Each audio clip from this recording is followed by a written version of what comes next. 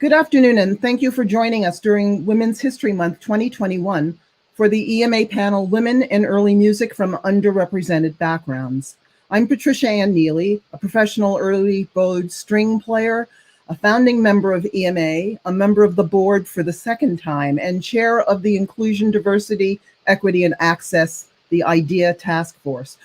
We are pleased to have as our moderator today Suzanne Bona, radio host of Sunday Baroque on public radio, a professional flautist, and a member of the EMA task force. Anyone who has had the pleasure of tuning into Suzanne's weekly Sunday broadcast knows that she provides one of the few radio programs dedicated to music of the Baroque, Renaissance, and medieval periods. Several years ago, before the era of the pandemic, increasing racial strife, and before the task force was created, Suzanne called me to talk about her participation in a diversity conference and her interest in exploring the climate of diversity in early music. We connected at the right time, as shortly thereafter, Karen Brooks contacted me about EMA's interest in creating a diversity task force. I immediately thought of inviting Suzanne to become a member, and she accepted. Suzanne has been reaching out and interviewing musicians of color in not only early music, but in the larger sphere of classical music on her podcast, which can be accessed online. And I'm hoping that we can give you that link during the panel. Among those musicians of color she's interviewed are concert pianist Wadagin Pratt, director of the Color of Music Festival Lee Pringle, music director of the Chattanooga Symphony Kyoko Don, and in our own field, countertenor Reginald Mobley, educator and director of the Davis High School Baroque Orchestra in California, Angelo Moreno, and me. Suzanne, thank you for the work you do to give us a voice and lend us the support we need to discuss sensitive subjects of institutional racism and lack of diversity and ethical practices in our field. And it is my pleasure to introduce you to our audience today. Thank you so much, Pat. I appreciate that. I'm really honored to be the moderator of this really important discussion. I do want to begin by acknowledging that I am speaking to you from Connecticut, and I'm on traditional land of the Mohican people. So maybe the thought entered your mind, why is a white woman moderating a panel about women in early music from underrepresented communities? Well, I'm here as a sincere and committed ally. I'm very sincere about the values of inclusion and diversity, equity, and access, and to participating and actively addressing the problem and advocating for solutions. This is important to me. It's important to me personally and professionally. Like most of you tuning in for this session, I am committed to listening and learning and improving. I want to be better, and I'm committed to effecting change and solutions. One thing we do have in common is being women. And at our best, women are problem solvers. We are fierce. We are hard workers for things that are important to us. We are tenacious and solution oriented. And I believe that our being women is an important commonality that can help drive change. And I believe that as women, we can and should build one another up, nurture one another's talents and dreams. And my role today is to lift up the remarkable women you're about to meet and make sure their truths are heard and validated and amplified. And along with you, I hope to gain a deeper understanding of what I must do. So now we welcome our esteemed panel. Composer, singer, and performance artist Emily Lau focuses elements of ancient music with contemporary techniques. Emily's founding artistic director of the Baroque and Consort, co-founder of performance art troupe Disobedient Femmes, and artistic director of Big Mouth Society. She holds a Master of Music in Early Music Performance from Longy School of Music at Bard College. Melanie Punter joined the Florida State University College of Music faculty in fall '96. In July 2019, she retired as associate professor of double bass. She's been on Juilliard's MAP faculty and a member of New York's Orchestra of St. Luke's since '79. She's also active in numerous musical festivals and chamber music groups.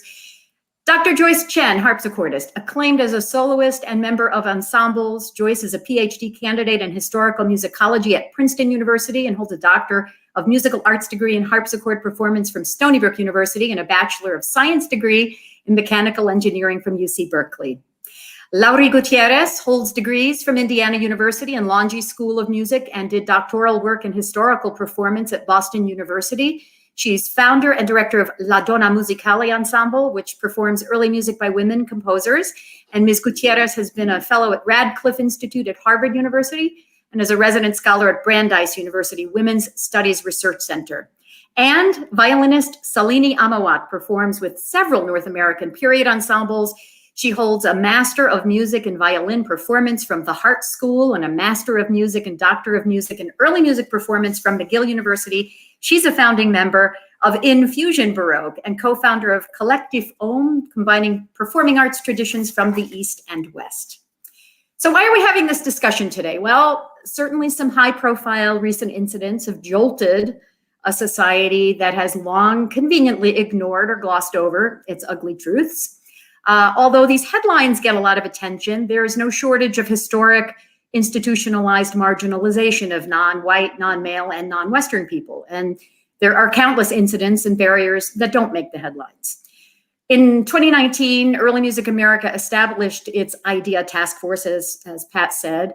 EMA recognized the longstanding lack of diversity in the field of early music and wanted to create a more inclusive community and to expand and celebrate the contributions of diverse cultures in the history and performance of early music. So we recognize this discussion as one step in an ongoing open-ended discussion, and we have to start somewhere. If you have questions as someone in the audience listening along, you can submit them, I believe, in chat, and we will get to those. We are leaving time at the end of this 1 hour session for our panelists to answer. So we're going to begin and ask each of our panelists to take about 2 minutes to answer our first question. And we will go in the same order that people were introduced, beginning with Emily. And the question is, what is one challenge or experience you have had personally that illustrates your truth as a woman of color in early music?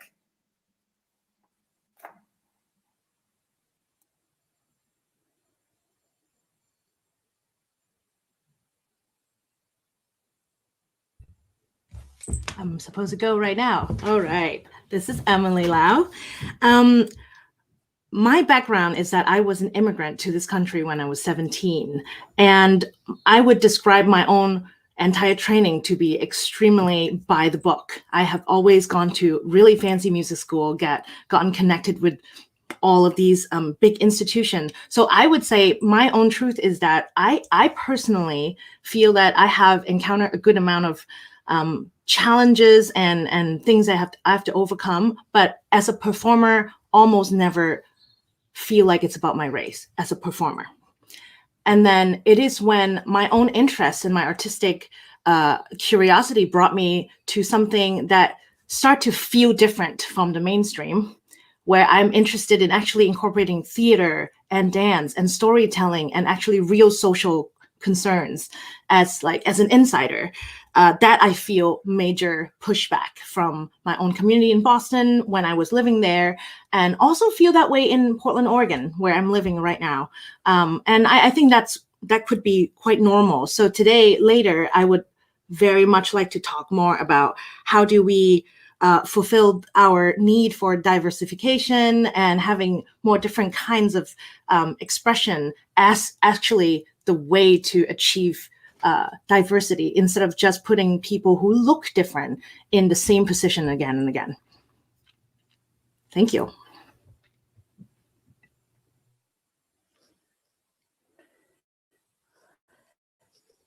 Hi. To answer that question, I have been, for many years, the only person of color, woman of color in most of the organizations that I've performed in. And to tell you that it's lonely, it is lonely. I think of myself sometimes as the raisin in the milk.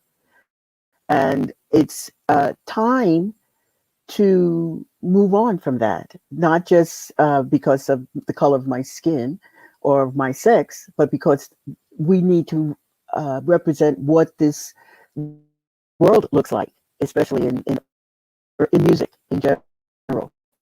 I am very grateful for this panel because I think this is a very important subject. And I think just looking at us on the screen, it gives a quite diverse visual of what we could look like. Thank you.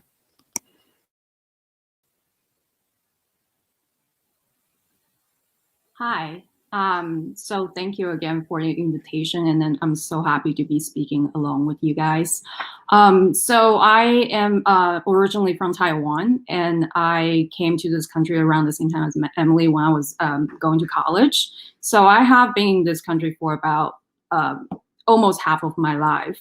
And so I consider myself as immigrant and then half Asian American because I really identify myself. I'm Americanized to some degree and woman. So this is, I check off a lot of boxes when I'm putting in application or something. And I must say I was pretty oblivious in the beginning of my journey in early music. It's been about 10 years. And I really didn't realize a lot of the challenges and part, interesting, that's put it in, interesting incidents has to do with my race and gender. And I actually want to share this screen I have. Oh, I actually cannot share. Never mind. So I want to share just a little screenshot I recently posted on my Facebook as someone's my Facebook friend. You might see it. I get this kind of comments a lot when I post a video or my performance online. And this is someone I don't know and just said, when the Baroque artistry meets the exotic Asian beauty, I find it so fascinating. And this is pretty disturbing, but this kind of sums up kind of a microcosm of how Asian women is not only fetishized, in the Western culture, but it really impedes the success for Asian women in particular, because like sometimes it's our appearance, sometimes our cultural background, it's kind of giving other people a different kind of impression. So I'm happy to talk more later on. Thank you.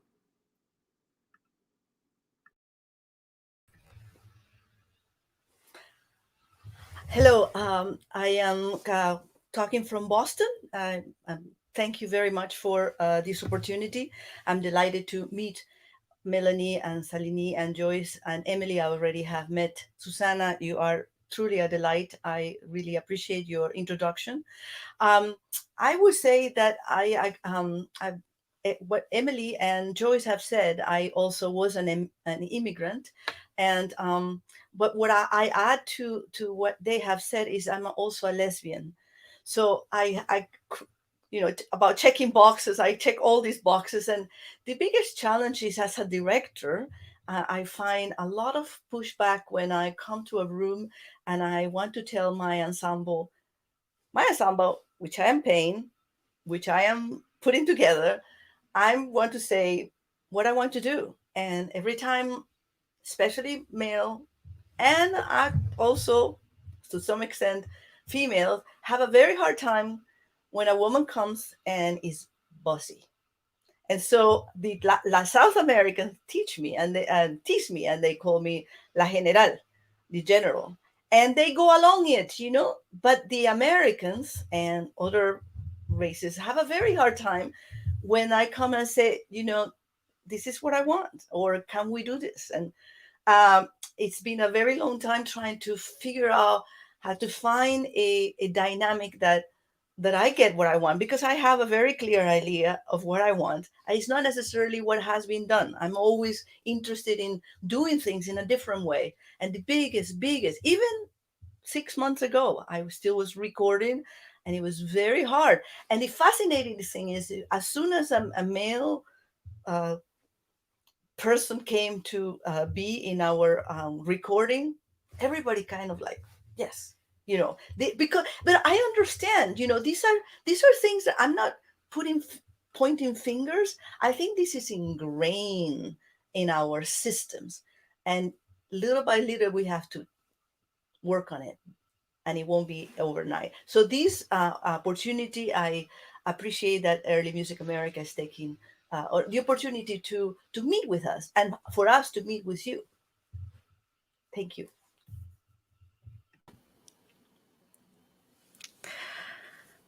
Hi, everyone. I first of all, I just want to echo my colleagues' words from earlier to thank you, to thank Early Music America for this opportunity to talk about these things. And this sort of leads me into the first thing I want to share is that in my experience as an Asian American, I've often found it hard to actually find ears who are willing to listen about the experiences that we have as people of color, because we're often not considered people of color. We're not colored enough or something like that. I'm not quite sure.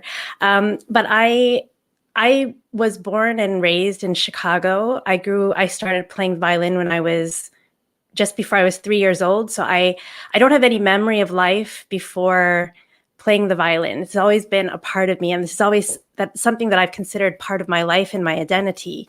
And even though I've lived other places in the world, it's always just been, very much a part of who I am. And a few years ago, I was in a rehearsal with an orchestra, a period orchestra, and we had a European guest conductor working with us for that week. And he was sharing an anecdote in the rehearsal about his experience working with other groups from Asia. I couldn't remember if he said it was China or Japan, but he was talking about how every nuance and every detail has to be explained for them to understand stylistically what he was talking about. And then he turned to the orchestra. This was in North America. And he said, but we don't have to have such exchanges because this is our culture and this is in our blood.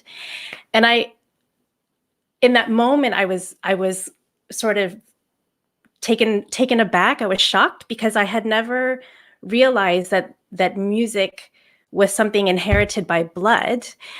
And I had also never felt so left out, I guess, as probably one of the only two people of color in that group. It was just, I think it was, I took it as a slap in the face, and it's a lesson that I learned from that day.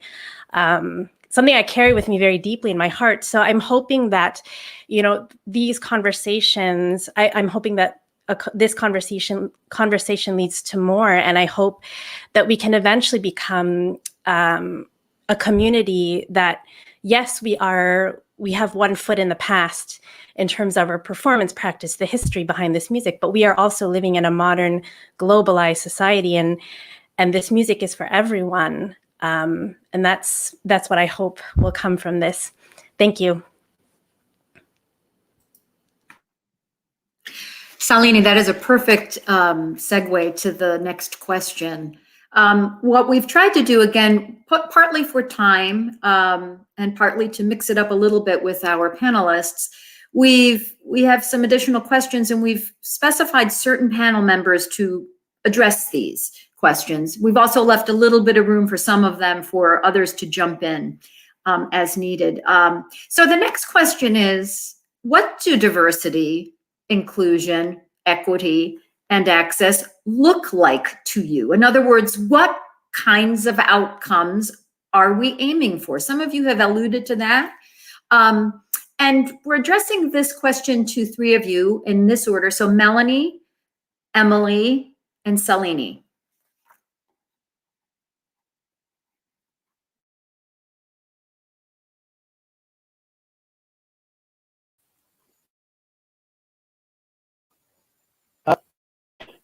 As I stated before, I'm a little bit older than a lot of my panelists here, and my experience has been, I was a product of, the New York City public schools, and I was bused to integrate. So I've been constantly put in situations where I have been the only person of color. And diversion, inclusion, equity, and access, to me, should look like America, as it is in 2021. Not the way it looked on January 6th, but the way America should be looking like. We're made of, this is the melting pot. People come here because of opportunities. So if we're here for opportunity, and I was not brought here for opportunities. Okay, so the culture is different, but we should be able to all work together. There should be enough work for us in the field that we want to be in. Not let one person. They had, if I was playing in an orchestra or in a small ensemble, they had a woman and they had a woman of color. Two boxes ticked off right there. They didn't have to worry about anything, and then they could ask for funding. So I feel that there's room for all of us to be here. And the larger organizations that have been going on for years and years need to listen, pay attention, see what's happening in the world, and it does affect you. Thank you.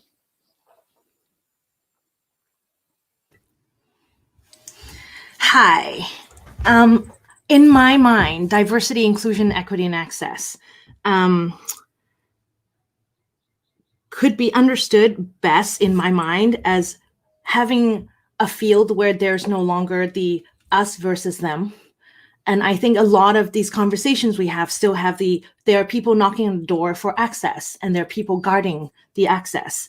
So how do we do that? As I have been in organizations where we have to do these things. I think one of it is instead of having a group of people strategizing, doing all of the strategic thinking and inviting people outside in, we actually start that process in a different place. We ask people to come in to strategize, and then really include them as the inside. And I think, in the first question, one thing I've noticed that I haven't done is to share my really 100 stories about how things were difficult. It was, but for my generation, I almost feel like that is assumed.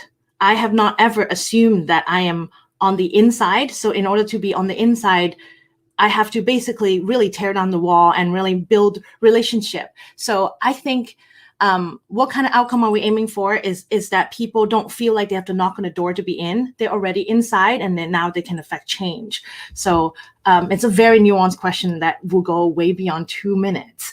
But so hopefully that people of different color and backgrounds who are interested in different things feel empowered to be able to make change from the inside.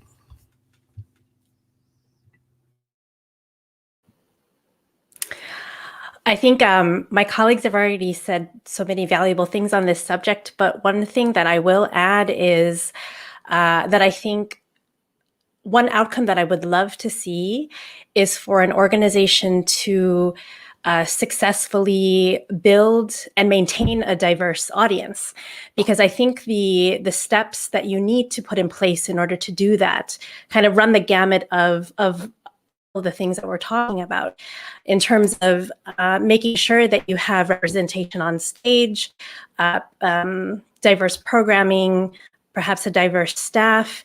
All of this is necessary in order to connect with audiences. They're not, you would maybe typically think of as a classical music or early music audience.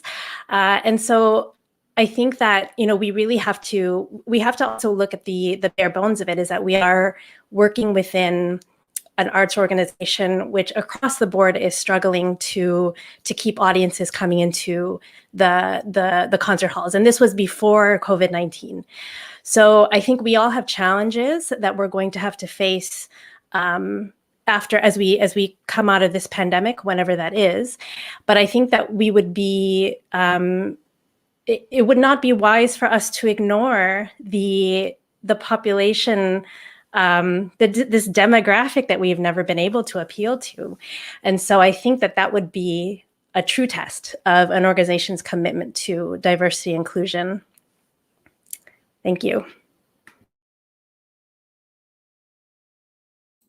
Oh, Lauri wants to comment. Go right ahead. Unmute. Just a quick question there, adding to my colleagues here. I think we could also start thinking about not bringing people into these strategies, but us going to where they are. These diversity people are to go to the churches or the locations where we can meet them on their ground, not trying to bring them to our world, but us going there to really get to know them and find bridges for us to go from one community to the other. Just wanted to add that. Mhm. Mhm. And once again, you've set it up really beautifully for the next question. Thank you, Lauri.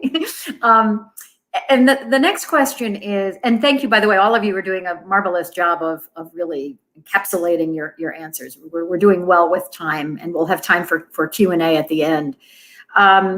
What do you consider the priority or priorities for moving toward these outcomes? What are some of the next immediate steps that you could see? Something specific and concrete. And our three panelists, or actually I should say two. So Joyce, then Lauri, and then we'll entertain any additional comments from our panel. Thank you. So I really like the last question, and then all of you have pointed out this notion of access. And I recently published an opinion piece on the EMA website, and I really hope, encourage people to read it. It's my opinion. This is my interpretation of things. So I'm not saying this is 100% correct. So you can take it with your own interpretation.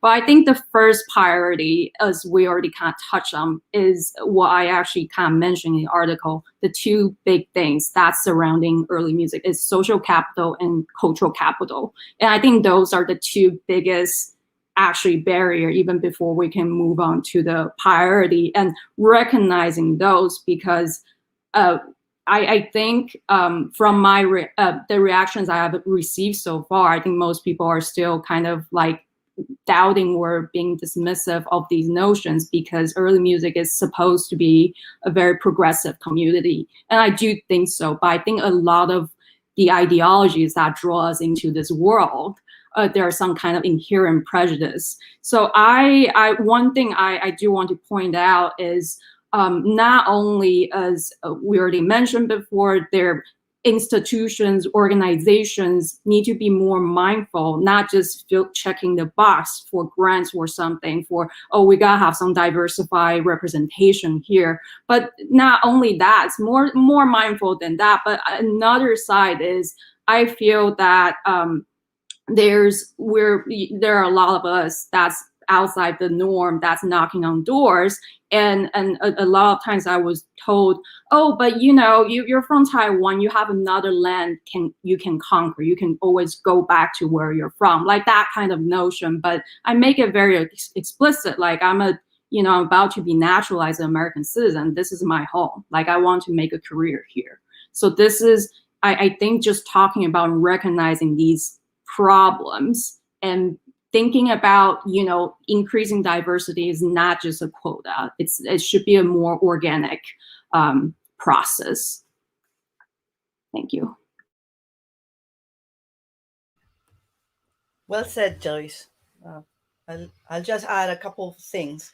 The first one is that it's a personal priority that it would be great for all of us to have. How do we tackle our own racism?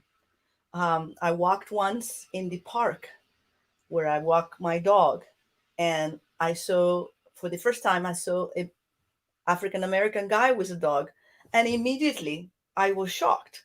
And I say, wow, this is me, the progressive. I was shocked to see an African-American in my park.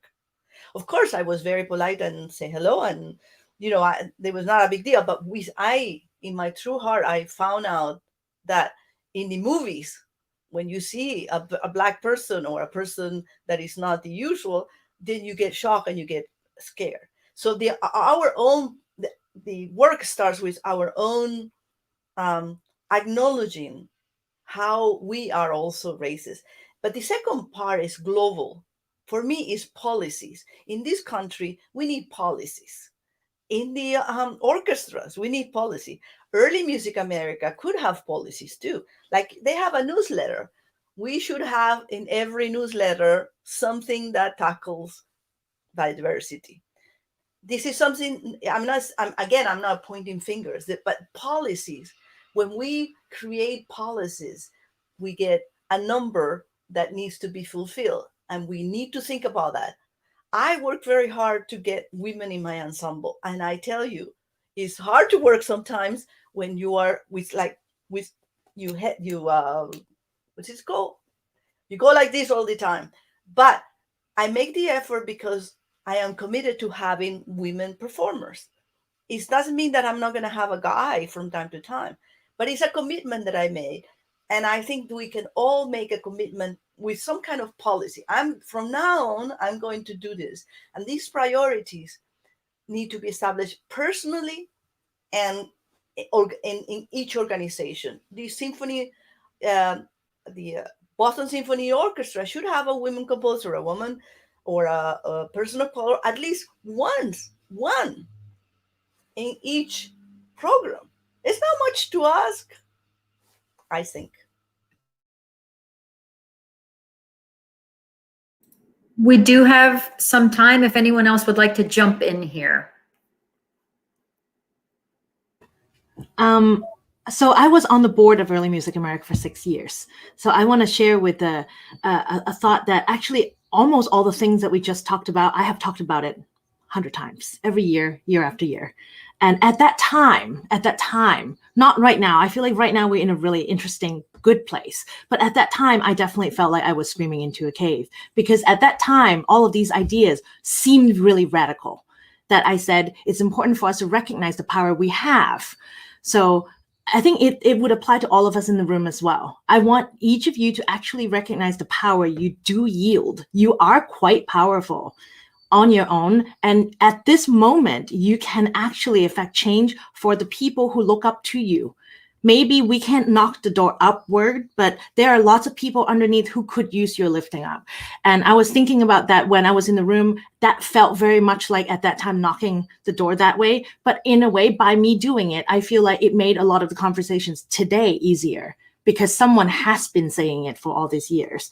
And at that time, of course. So I just want to add that that's going to really tie nicely into the next question as well. Yes, it will. So our next, this is extraordinary. You all are really, I'm furiously scribbling, as I'm sure everyone watching is as well. So what are some tactics to break down barriers, to create bridges, to open doors? Do you do your own thing? What if you are already part of an institution, let's say, whether it's an orchestra or whatever, and you want to push forward within that context? There are many ways to try to break down these barriers. So what are some of your thoughts about how to do that? And we're addressing this question to Sallynee, then Emily, then Joyce. So I think Emily and Lauri in particular, they summed up actually what I wanted to say on this subject, is that, it comes down to policy and guts and spirit, and I think that we also, we're in early music. And so we are trained, or we have been trained, to sort of look to the past for inspiration. And if we really do look at what happened in the past and what has continued to happen, you have all of these artists that have constantly pushed the boundaries in terms of what was considered the norm, or what was considered true to style, things like this. And I think that we can most certainly continue on in the spirit. I mean, if you even just look at how the violin bow evolved from what it was before to what it was now. It took, a few people that dared to just try something different. And here we are today. The same with keyboard instruments. I mean, like that kind of spirit is all around us, in terms of what we do. And I think that we just have to do it. As Emily said, we got to keep knocking on doors. And if enough of us are knocking hard enough, we can break them down. And I think also in terms of policy, I agree with Lauri that policy is is the way to really make concrete change. It's not just about, I think, next program we're going to include one piece by a Black composer, and that's it. We're done. We're done for the year. Like, this is not. It's not change. That's tokenism, and I think that's something else that we can perhaps talk about later. But I really do believe that you have to be guided, if not by your own personal policy, then by your institution's policy. And in an institution, I do think the nature of an institution is always a little harder, to overcome, because the institution, in most cases, has been around longer than the individuals have. However, we now live in this age of open communication and social media. And I think this is something that we can also talk, appeal to audiences or appeal to, students, ask your institutions why they don't have people of color on their faculty or on their stages. Ask them why, hold them accountable. And I think this is the way that we can take giant steps as opposed to baby steps. Thank you. This is my favorite question so far, because I love doing things. Number one, if we look around our own field to look for answers, I think the answers are there, but weak. But there are many other fields that have been doing this really great in auxiliary fields. For example, theater.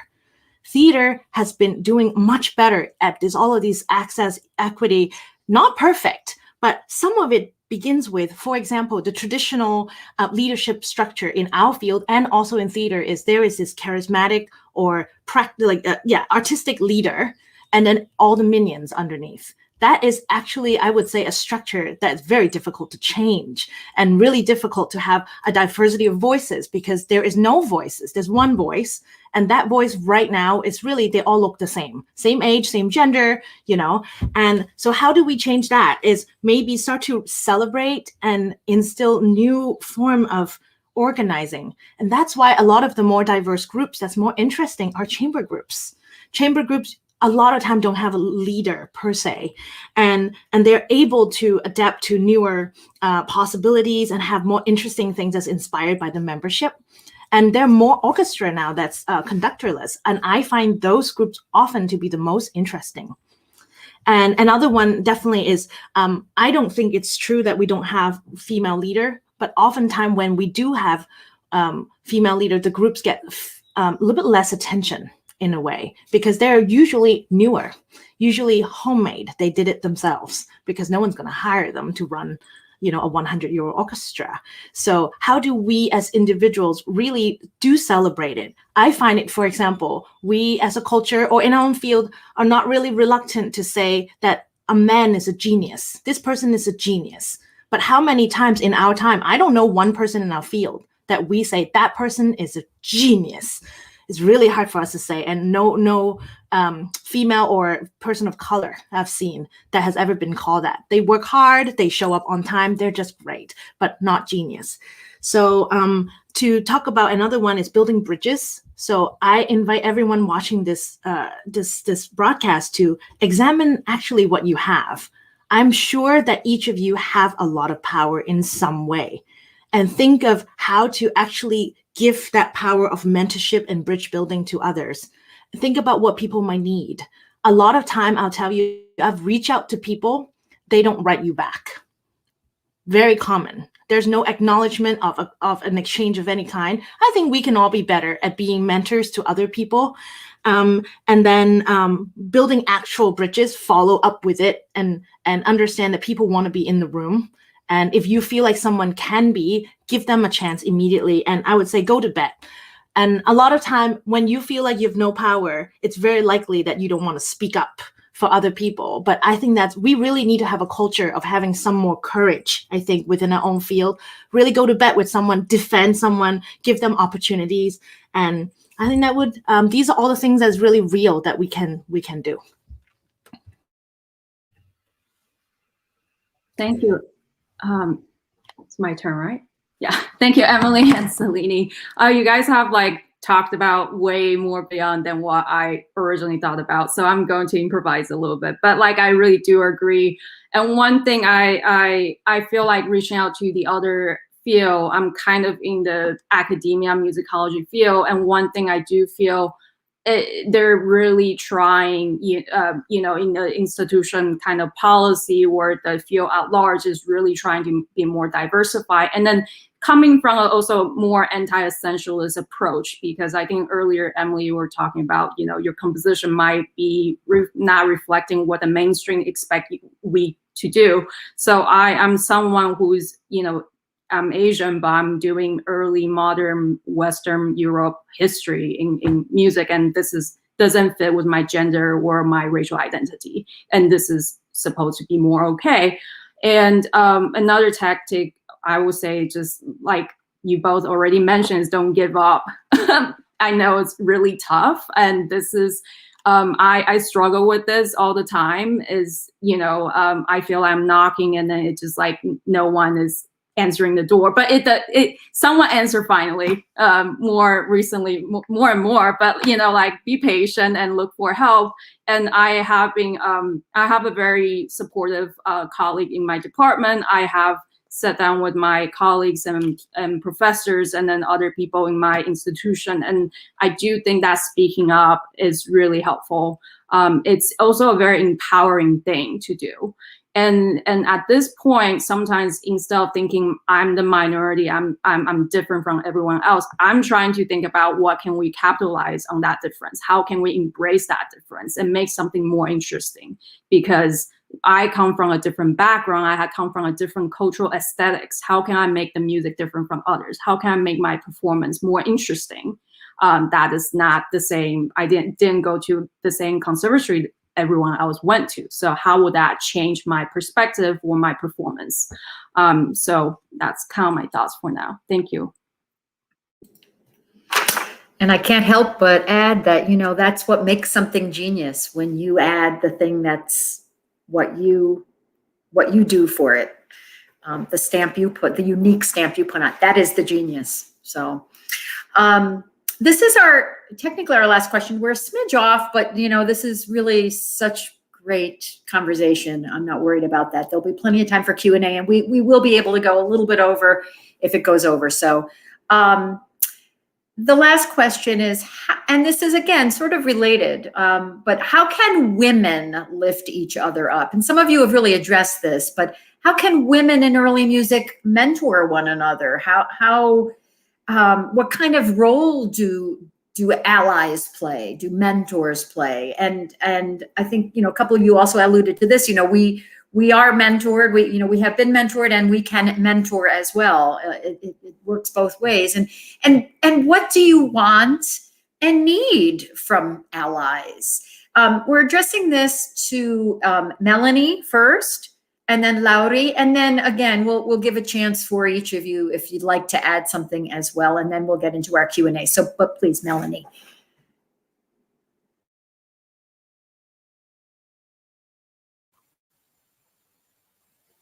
Yes, being seen, and when you're being seen, then already you can help someone else. Now, I'm just meeting a lot of the panel, and I'm just thrilled about it. And as women, we must stand together. So just meeting you ladies, you women, that I have to acknowledge that there's so many more of us out there, that we can help each other. On the jobs that I have done in early music, I'm mentored by men. And I found that so very interesting that they wanted to tell me how to do something. And in turn, I've tried to reach out to others, women, to help them. My feeling about mentoring and helping others is through work like this, through conversations all the time, knocking down doors, being heard, yelling, see me so that I can help you, so that we can help each other. And there's a lot lot of times we have a long way to go. We're moving slowly and we are getting there, but we still have quite a way to go. And by continuing to knock on the doors, I get tired sometimes of the conversation. What should I do? What should I do? I've been doing this. Hear me. But we still have to do it. We cannot get tired. For me, that's what has to happen. And the next generations, look what we've done. Now keep going. Thanks.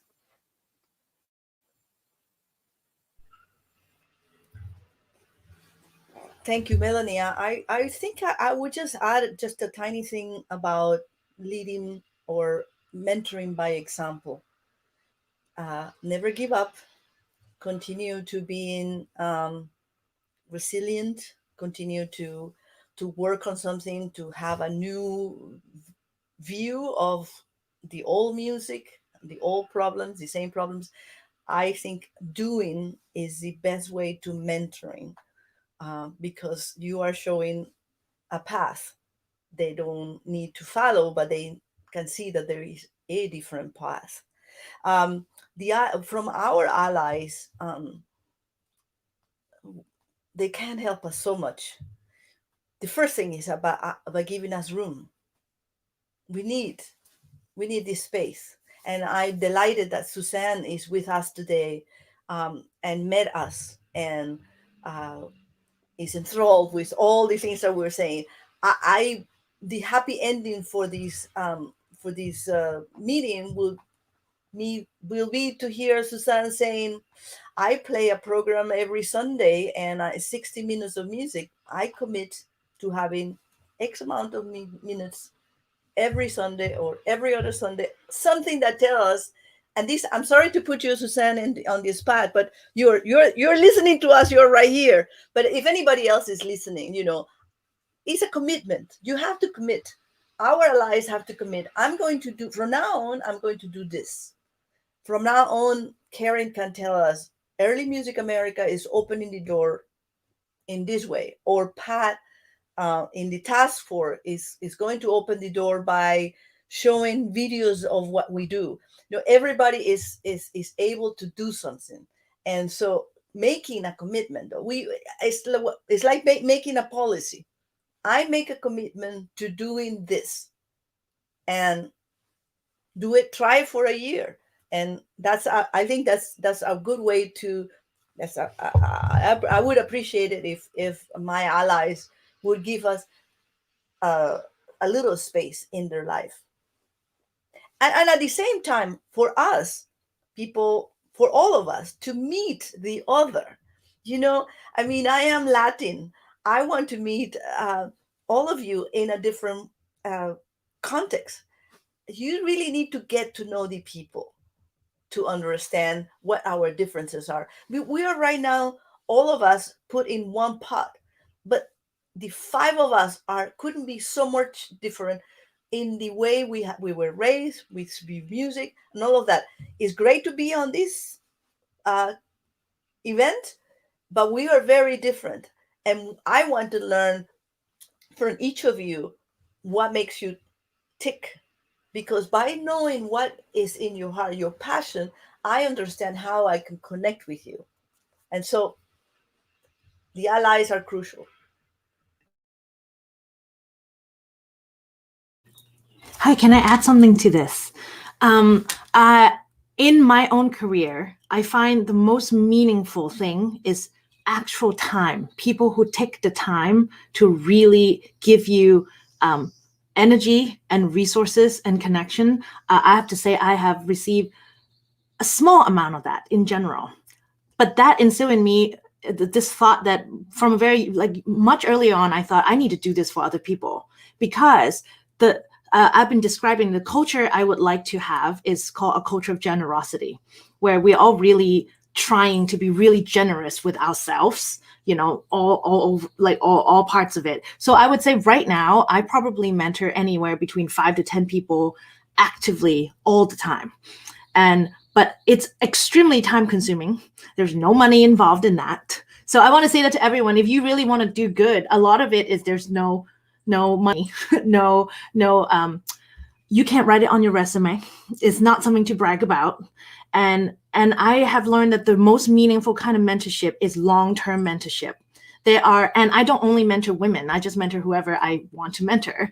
But the good thing about that is now there are people I've been mentored for 10 years. I've been mentoring for 10 years. Now they have a major career and they are now mentoring other people. And now I have my own small old boy club, but you can be the grandfather of that, the grandmother of that. And I do think that that's kind of how we will have our own really powerful network of people who can make meaningful change, because it takes time. It really takes time for this. I don't think there's any magic pill.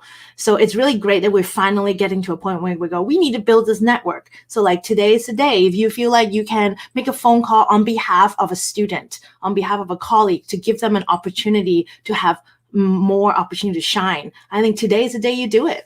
And do it with others first, because it's harder to do it for yourself, and hope that somehow this kind of sense of generosity will bounce back and also make your life more meaningful. So that's what I wanted to add. Yeah, culture of generosity. I like that. So we do have a few questions that have been submitted. One is, does the panel think that racial or gender or sexual orientation quotas are a possible solution to some of the problems they outlined? There was some mention of that, but I don't know if any of you would like, and this is sort of free for all, if anyone that would like to address that. Go ahead. I think that is sort of the low-hanging fruit. That's everybody's trying for that right now. What I see is tokenism immediately. You will see that ensembles suddenly have people who look different but play the same music, treat people the same way, pay the same way. And oftentimes the people who get picked to be the diversity candidate have the side series. I don't know if you've seen this before in an organization. There's the main stage series at the main concert hall. There's the People of Color series at town hall for free. And same thing for women composer, women performers. So I'm not completely sure, maybe if this done well, but maybe to really instill a sense of diversity is a diversity of perspectives. So maybe start to think about programming from different directions. Like maybe we want to know, what is it like to be a parent? And suddenly you would have women composer, you would have different period, different influence, different nationality. That's just my 2 cents. But I think it's good to think about it. It's good to tell the board to let's start thinking about having different color and voices and gender. And in my organizations, I realized if I focus on quota, it never come out. It always feels really clunky and not what you want. But if you focus on having a diversity of opinions, then suddenly all these people appear and your group is already really diverse. Thank you. I think Joyce and then Melanie. Yeah, thank you, Emily. I agree. I sometimes worry about this tokenism, and something I meant to say a little bit earlier is, in addition to thinking about policies, I would say for the more young professional, like of my generation, say, for instance, I really benefited from a lot of different young artist program, like creating those opportunities, and that, like putting on a program, not just by hiring, oh, I know so-and-so, but creating those channels so people, and encourage people of color, minorities to apply and give them the platform. And this is not just the one solution, but at least this is creating opportunities for, access for other people to be seen, to have that spotlight. And then hopefully that will move towards a more organic kind of representation in the long run. Melanie? Yes, just to echo back on what my colleagues have said, is that, yes, it is tokenism.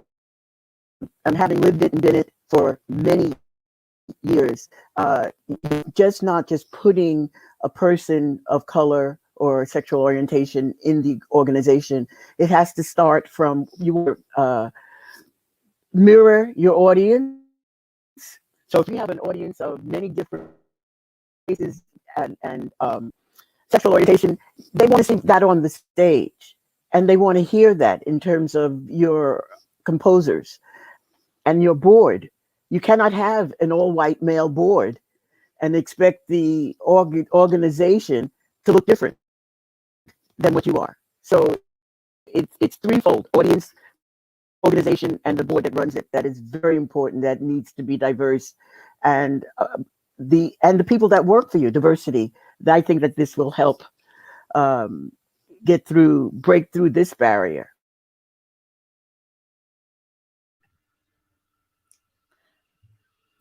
So we have I'm sorry, Lauri, did you want to comment on that? Well, I'm conflicted because I agree with all my colleagues here that tokenism can be a problem. However, I don't know where to start. If we don't force people, I'm sorry, but it's like that. If we don't force people to think, you got to have X in your board, in your ensemble, in your programming. If we don't force them, they're not going to do it, because human beings, we're like that. This is our nature, to just go with whatever is easiest, whatever is in our plate, or whatever we're used to. So we're forcing somebody, and forcing is not necessarily good. But I don't know any other solution at the moment, at the speed that we want to move. So I would say I would agree with a policy of a proportion, even if that would imply that the people that don't want to learn about this opportunity to search beyond their noses, they will miss the opportunity to open their hearts and their world to another world. But there may be 1 or 2, 5 or 10 people that, because of these policies, may be starting to think, oh, but that was great to hire this person, and maybe this composer is really good. Oh my God, look, I would have done more of Maria Teresa Agnesi had I known before, and the music has been there for ages. So I would say I agree with you, but we need to start somewhere. And again, I would say policy. Yeah. So there's another question now, and this is Sallynee, who referenced a really horrible incident at a rehearsal where a racist comment was made. And the question is, I'm sure we've all been in a rehearsal where something like this has been said. What is the best way to address this? That's tough. Who wants to tackle that? Melanie, I see your hand up first. Let's let you go first. Yes, it has happened too many times to mention. And what I have learned in my experience is to point it out.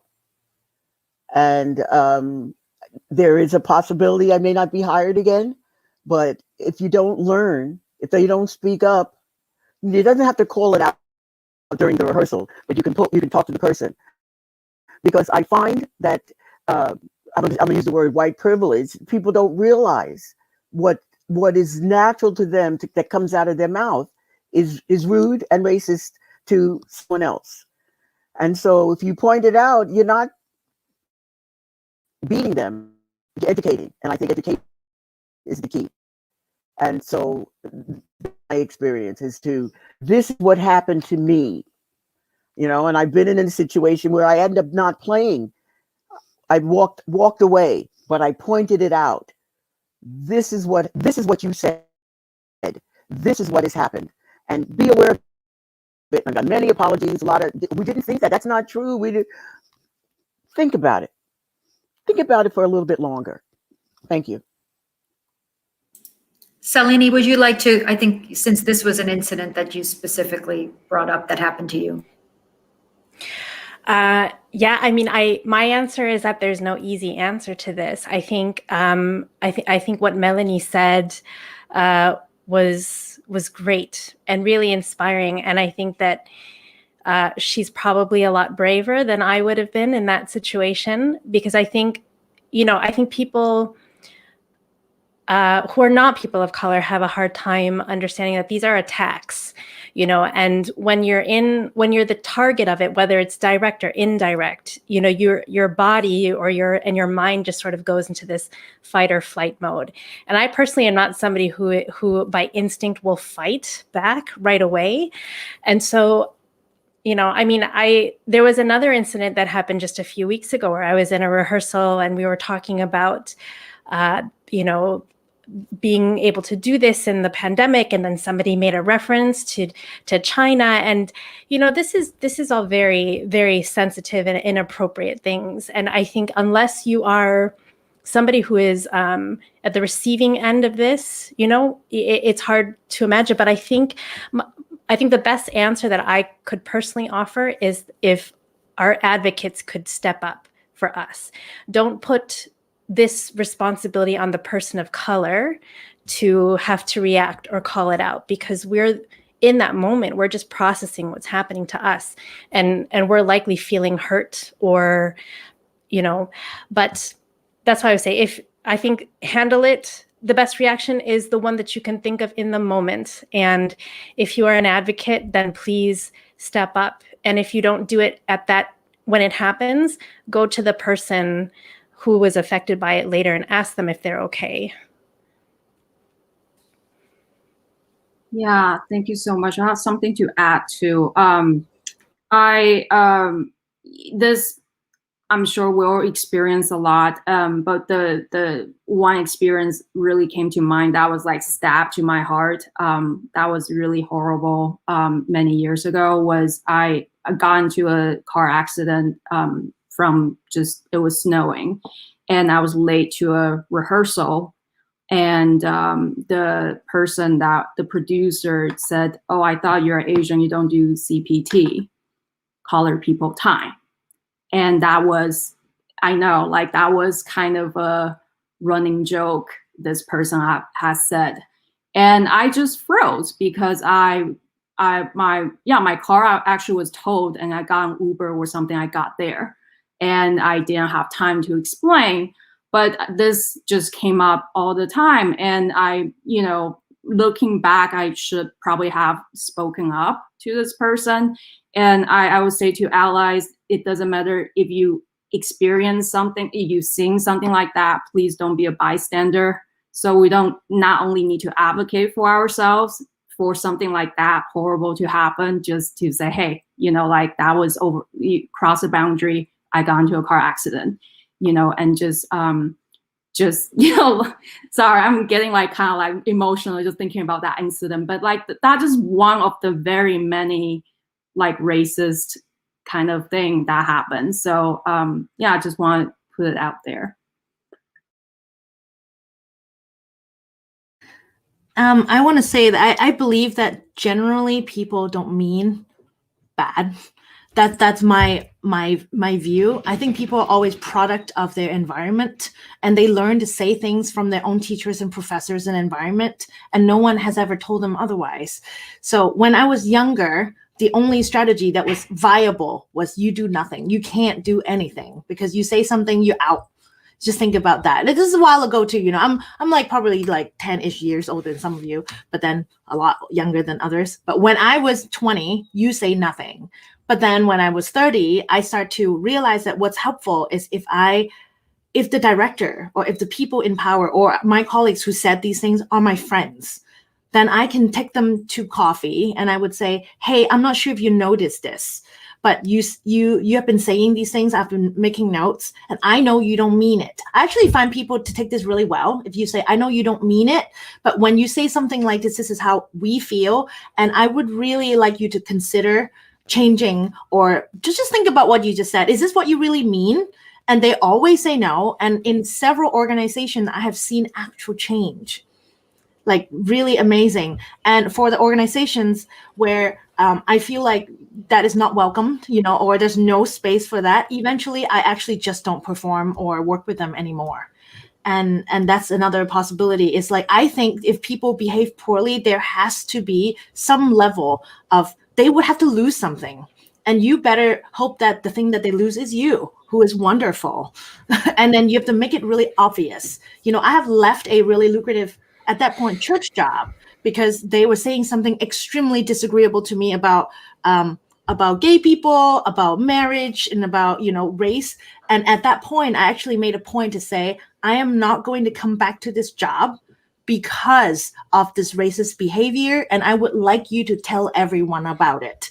And sometimes these things really makes a difference. So that's my 2 cents. And also know that when you are at a point that you can say something, you must speak it. You must speak up for others, and that would again have a culture of generosity and being kind and open. Well, you've all been extraordinary and generous in your each in your own way, with your thoughts and with your honesty and with your advice. And I want to just thank you, each of you, for this kind of sharing and generosity. Again, that real you've really extended yourselves, each of you, in very, very personal ways, and it's very, very meaningful. Sadly, we've run out of time, which is no surprise. We could go on for many hours and days. And as we said at the beginning, this is an ongoing process. This is but one step. So I think we'll probably have to reconvene and continue because there's just too much to try to do all in one session. I do want to turn it back to Pat Neely to wrap this up, but also just give you my thanks for your participation. It's been great. I want to thank all of the panelists today, Melanie, Laury, Sallynee, Joyce, and Emily, and our moderator, Suzanne, for participating in our Women's History Month event. The goal of the Early Music Task Force is to bring to constituents the issues that have impacted our ability to recognize and appreciate the contributions of all colleagues and enthusiasts in this highly specialized field. Music is considered a universal panacea for healing and repairing the world, our ticum olum, and that is something we should never forget. And I hope that today's event lightens the heavy load some of us carry on our shoulders as women of color in the field. And I hope that this discussion brings all of us closer together in sharing the music that we love through continued performances, collaborations, and sensitive discussions such as this. I just have one last thing to say, which is that we are a complex people with sophisticated brains, opinions, and voices. Let's keep this dialogue alive with all the transparency that we can.